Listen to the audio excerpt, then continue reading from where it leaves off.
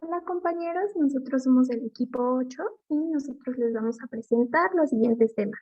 Factores que influyen en la reparación, cicatrización de heridas cutáneas y anomalías en la reparación de tejidos.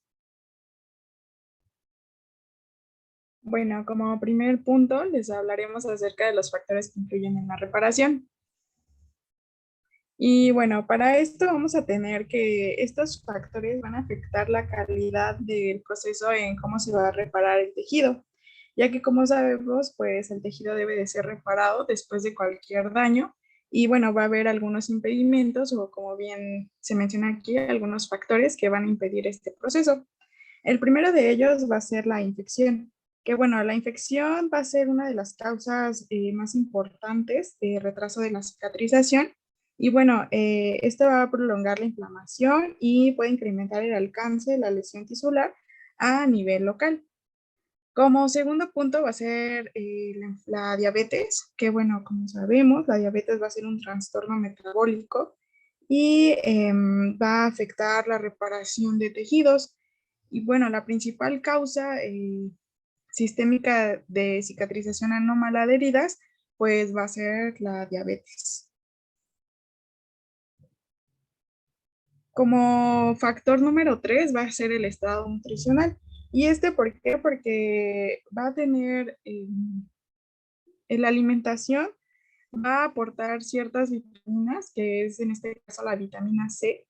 Y bueno, al no tener esta vitamina C, al no tener pues proteínas y tampoco dichas vitaminas, pues pueden inhibir la síntesis de colágeno y va a retrasar pues la cicatrización. Otra de las cosas que va a afectar va a ser los glucocorticoides o esteroides. Y bueno, al ingerir estos glucocorticoides o esteroides, va a disminuir la cicatrización porque este va a inhibir la producción de TGF-beta y va a disminuir la fibrosis. Pero bueno, no siempre este va a afectar. En algunos casos, estos antiinflamatorios de los glucocorticoides van a ser positivos, como por ejemplo lo es en las infecciones de córnea, que a veces se van a prescribir estos fármacos para reducir la probabilidad de opacidad secundaria a la cicatrización. Entonces, no siempre van a ser buenos, pero en la mayoría, digo, no siempre van a ser malos, pero en la mayoría, pues sí va a afectar en cuanto a la cicatrización que vaya a tener el paciente. Otro de los factores es los factores mecánicos, que bueno, como es el aumento de la presión a nivel local o puede ser una torcedura en cualquier miembro. A veces las heridas pues se separan de sus bordes y pues por ende este no cumple con su proceso de cicatrización. Como sexto punto va a ser la mala perfusión, que bueno, en cuanto a la mala perfusión vamos a tener que se puede dar por una enfermedad vascular periférica, por aterosclerosis, por diabetes, como ya habíamos mencionado anteriormente, o por una obstrucción de drenaje venoso. Otra de las cosas que nos puede impedir el cicatrizar correctamente van a ser los cuerpos extraños, como puede ser acero, vidrio o incluso hasta hueso.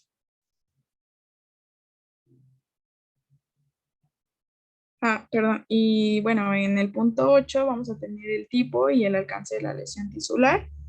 Y como punto 9 pues vamos a encontrar que un factor, pues, es la localización de la lesión, ¿no? Porque, bueno, este punto es muy importante, ya que, por ejemplo, la inflamación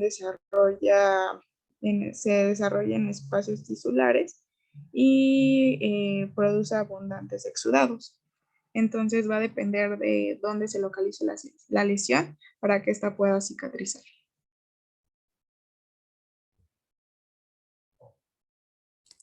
Como ya hemos visto, la cicatrización es un proceso biológico bastante complejo en el cual se busca la reparación de la lesión al tejido.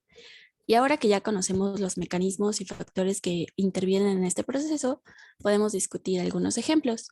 Los dos tipos de cicatrización más significativos en la clínica son la cicatrización de heridas cutáneas y la fibrosis en órganos parenquimatosos lesionados. Y vamos a comenzar por discutir la cicatrización de heridas cutáneas.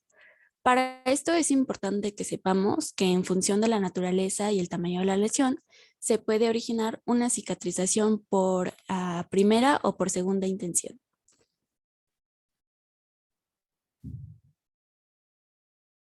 La cicatrización por primera intención es aquella que sucede en heridas lineales, sin pérdida de los tejidos, con un borde bien definido en el cual el cierre va a ser directo y va a conducir a una rápida curación.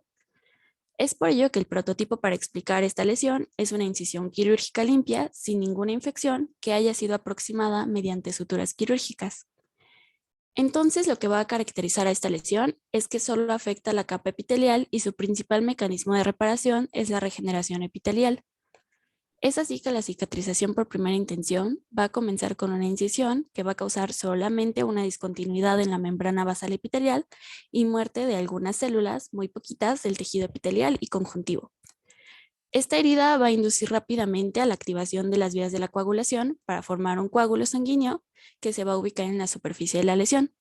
Y esto es muy importante porque este coágulo no solo nos va a ayudar a detener la hemorragia, sino que también va a brindar un soporte a las células que van a migrar a esta zona.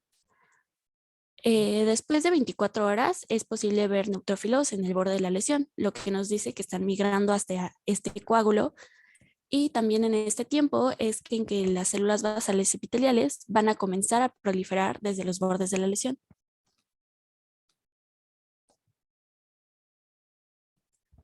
Y 48 horas después es posible observar una capa epitelial delgada, pero ya continua sobre la herida, lo que va a provocar un cierre de la lesión.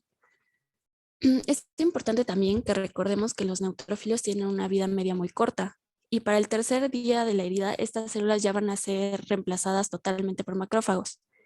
Y son precisamente los macrófagos los que nos van a ayudar a eliminar residuos de fibrina y otros materiales extraños, así como también a favorecer la angiogénesis, es decir, la formación de nuevos vasos sanguíneos. Al mismo tiempo, el tejido glandular va a empezar a invadir el espacio de la incisión. Y para el día 5, la angiogénesis va a alcanzar su punto máximo y el tejido de granulación, que va a estar formado por esta proliferación de nuevos capilares, va a llenar este espacio de la incisión. Es importante también que sepamos que los nuevos vasos son permeables y por lo tanto van a permitir el paso de proteínas y de líquido plasmático al espacio extravascular. Esta es la razón por la que el tejido de granulación es generalmente edematoso. Mientras tanto, los fibroblastos van a migrar de este tejido de granulación a donde van a proliferar y formar colágeno, lo cual también va a formar la matriz extracelular, que como ya sabemos es una red de proteínas, proteoglucanos y glicoproteínas que van a dar soporte, protección, nutrición e inervación a las células de nuestros tejidos.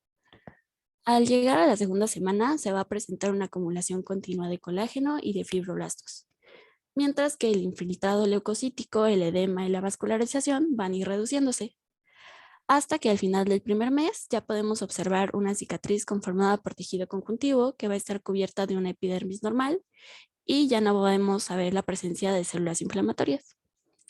Y ya este sería el fin de la cicatrización por primera intención. Ahora vamos a hablar de la cicatrización por segunda intención. La cicatrización por segunda intención suele ser un poco diferente a la primaria. Como sabemos, nos explicó nuestra compañera, la cicatrización puede ser primaria y secundaria, pero la secundaria suele presentarse cuando hay una pérdida de tejido y los bordes están separados, lo que va a derivar en una herida abierta cuya brecha se llena de tejido de granulación y mediante la contracción y epitelización se logra el cierre de la herida en un tiempo prolongado. La secundaria, también llamada unión secundaria, difiere de la cicatrización primaria en varios aspectos. En heridas se van a producir mayor extensa pérdida de tejido, el coágulo de fibrina es mayor y la zona lesionada tiene más exudado y residuos necróticos. La inflamación es más intensa. Esto porque suele ser mayor falta de tejido, es necesario eliminar más el volumen de residuos necróticos, exudado y fibrina. Como consecuencia, en heridas de gran tamaño es mayor el potencial de lesión secundaria mediada por inflamación. Se forma muchísimo más tejido de granulación para llenar un espacio más amplio que va a ser causado por una zona de defecto mayor. En general, va a haber mayor volumen de tejido de granulación que conlleva aún mayor masa de tejido cicatricial.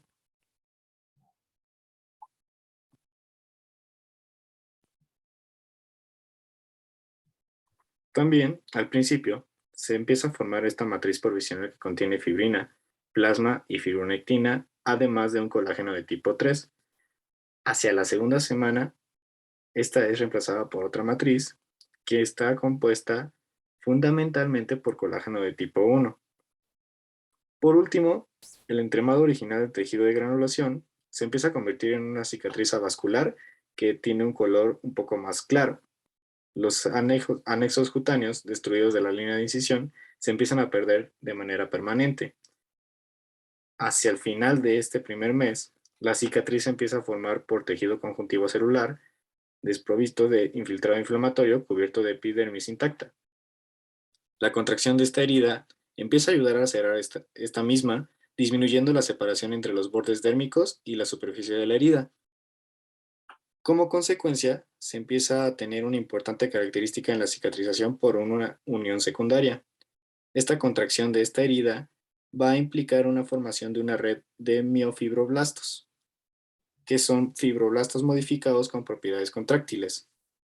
Suele pasar entre 6 semanas y los defectos cutáneos grandes empiezan a reducirse hasta un 10%.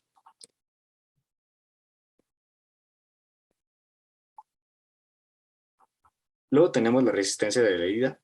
La resistencia de esta herida va a ser cuidadosa con estas suturas que tienen en torno a un 70% de la fuerza de la piel normal. Es buena parte por la misma colocación de estas suturas. La recuperación de esta resistencia a la tracción o una tensión de rotura es debida por el mismo incremento de esta síntesis de colágeno que se da, superior a la misma degradación de la misma. Durante los primeros 2 meses de cicatrización por entrecruzamiento de las fibras de colágeno, y hay un aumento en el tamaño de estas fibras. En general, la resistencia de esta herida puede llegar a alcanzar hasta un 70 y 80%.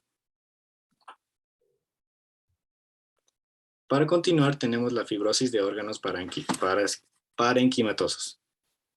Este término de fibrosis se empieza a hacer referencia al exceso de depósito de colágeno y otros componentes de la MEC o en un tejido del mismo. Como ya se ha mencionado, los términos de cicatriz y fibrosis se emplean indistintamente. Estos mecanismos básicos de la fibrosis son los mismos que se van a dar en la formación de cicatriz en la piel durante la reparación tisular. La fibrosis a menudo en la piel durante la reparación tisular causa disfunción orgánica sustancial e incluso insuficiencia de órganos afectados. Entre los trastornos fibróticos se empiezan a contar con diversas enfermedades crónicas y debilitantes como la cirrosis hepática, la fibrosis pulmonar idiopática, la pericarditis constrictiva, entre muchas otras más. Y finalmente, para terminar nuestro video, les voy a explicar las anomalías en la reparación de tejidos.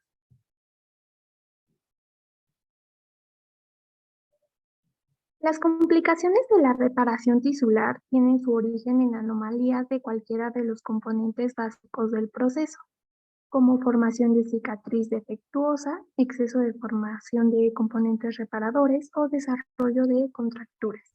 Comencemos con los defectos en la cicatrización de heridas.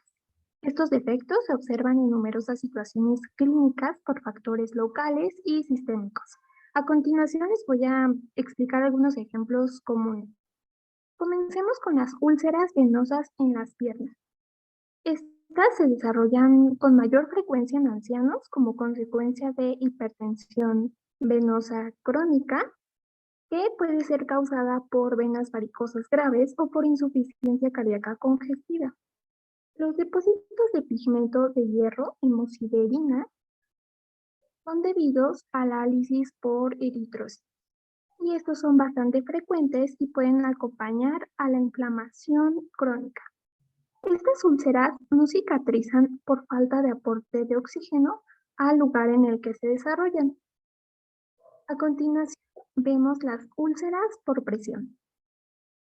Estas son áreas de úlceras cutáneas y necrosis de los tejidos subyacentes que son causadas por compresión prolongada de los tejidos contra un hueso. Por ejemplo, en ancianos con numerosas enfermedades que permanecen encamados y hospitalizados durante mucho tiempo. Estas lesiones son causadas por presión mecánica e isquemia local.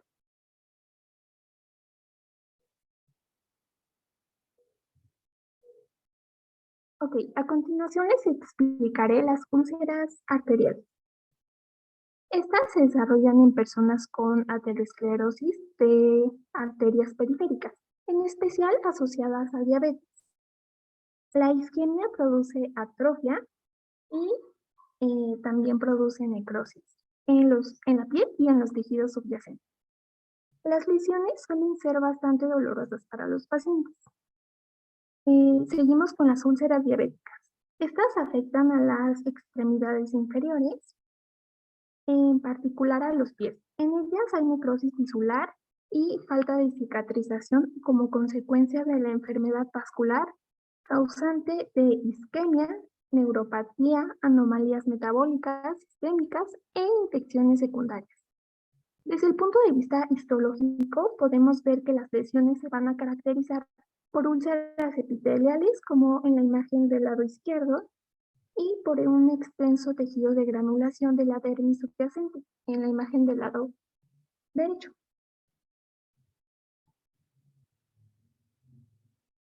Cuando una incisión quirúrgica se reabre, ya sea interna o externamente, se dice que se ha producido una disidencia de la herida. Los factores de riesgo para que esto ocurra, ya sea obesidad, desnutrición, infecciones e insuficiencia vascular.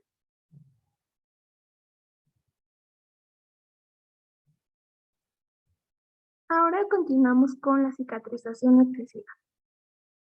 La formación excesiva de componentes que participan en el proceso de reparación van a dar lugar a veces a cicatrizaciones hipertróficas y cicatrizaciones queloides. En el caso de la cicatrización hipertrófica, la acumulación de cantidades excesivas de colágeno van a originar este tipo de cicatrización. Estas suelen caracterizarse porque crecen bastante rápido y contienen abundantes miofibroblastos, aunque tienden a remitir a lo largo de varios meses.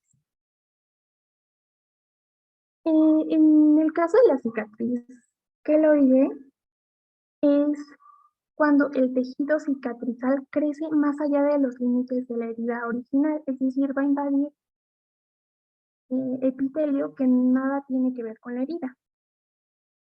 La formación de estos queloides parece obedecer a predisposición individual y las razones se desconocen, pero solemos encontrarlo mayormente en afroamericanos.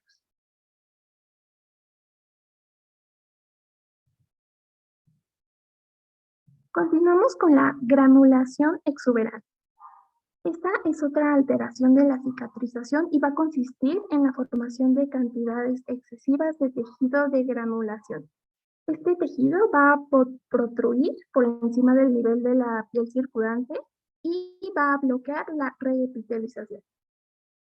El exceso de granulación ha de ser eliminado mediante cauterización o decisión quirúrgica. Ese es el tratamiento de mayor elección para estos pacientes, con el fin de que se le permita la continuidad del epitelio. De este otro lado tenemos a las neoplasias, desmoides o fibromatosis agresivas. Estas cicatrices, las cicatrices incisionales o las lesiones traumáticas van seguidas de proliferación exuberante de fibroblastos y de otros elementos de tejido conjuntivo. Este tipo de cicatrización se va a situar entre el límite de los tumores benignos y los malignos. Y finalmente tenemos a la contractura. La contractura del tamaño de una herida es parte importante del proceso normal de cicatrización. El exceso de contracción va a originar este tipo de contractura y va a deformar la herida y los tejidos circundantes. Las contracturas tienden a desarrollarse en las palmas de las manos, las plantas de los pies y la cara anterior del tórax, y se asocian a quemaduras graves y pueden afectar el movimiento de las articulaciones. Eso es todo por nuestra parte. Muchas gracias. Aquí les dejamos nuestras referencias.